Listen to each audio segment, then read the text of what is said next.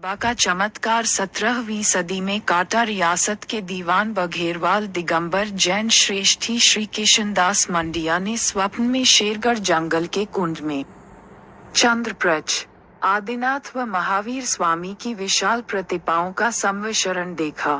देवी प्रेरणा से उन्हें बैलगाड़ियों से सांगोद गांव लान खानपुर कहते की रूपाली नदी के पास चमत्कारी ढंग से गाड़ियां सक गई। लाख जतन से भी गाड़ियों आगे नहीं बढ़ी। तब महाअतिश आदिनाथ प्रभु को नदी के मध्य चट्टान पर स्थापित कर दिया और दीवान जी ने खाई खुटवाकर नदी का रास्ता बदल दिया। तत्काली किशोर सिंह हाड़ा की राय से बैशाख सुदी 8 शनिवारवीं सम 1730 के शुभ मुहूर्त में मंदिर का शिलान्यास कर माघ सुदी 5वीं सम 1736 तलघर की प्रतिष्ठा कराए। बी सम 1746 में मंदिर के ऊपरी भाग में मूलनायक रूप में रलपेयों चंद्रप्रभ को विराजमान किया। तभी से चांद नाम पड़ा। दैव प्रेरणा से चंद्रप्रभ के संविशरण को रहस्यमयी गुफा में स्थापित किया गया। वास्तु दोषयुक्त इस क्षेत्र ने अनेक उतार देखे। तलघर चमगादड़ों का घर तन गया। श्रद्धालु भक्त दुर्लभ हो गए।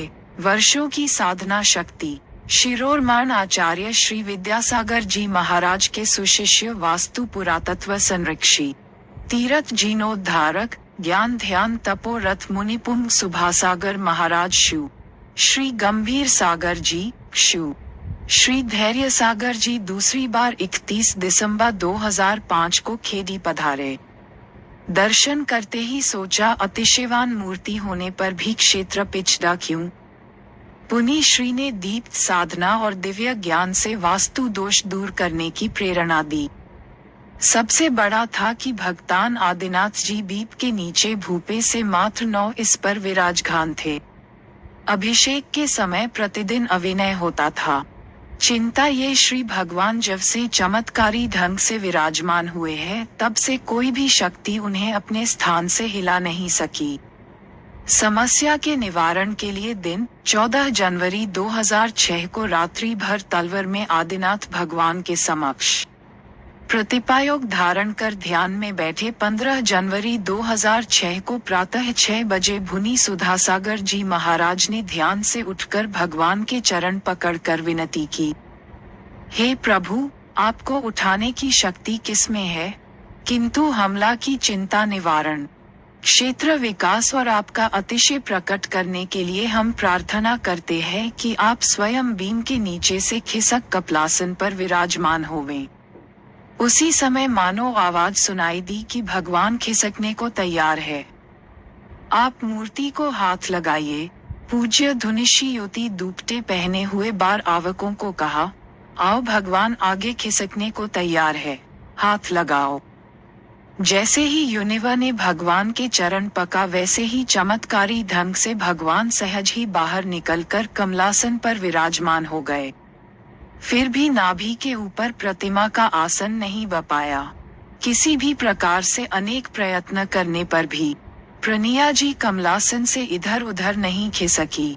तब तलघर को 4 फीट नीचा कर आस करे ऊपर किया तथा आग्नेय कोण में स्थित महावीर स्वामी की पूर्ति को ऊपरी तल के मूल गर्भालय में विराजमान किया गया।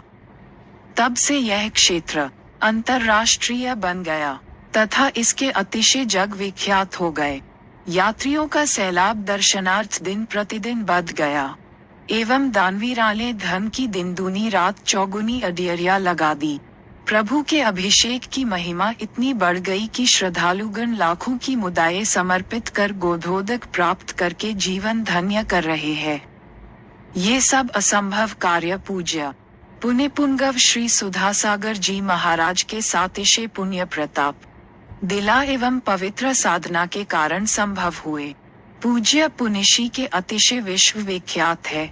जहां आपको घरपन पड़ जाते हैं वहों तीर्थ बन जाते हैं। सभी ने अनेकश अनुभव किया कि पुनि पुगंत के श्रीमुख से जो निकल जाता है वह मानवों को देवों की प्रकृति को भी शिरोधार्य होता है। जिस पाप पुनि श्री की कृपा दृष्टि पड़ जाए वह धन्य हो जाता है।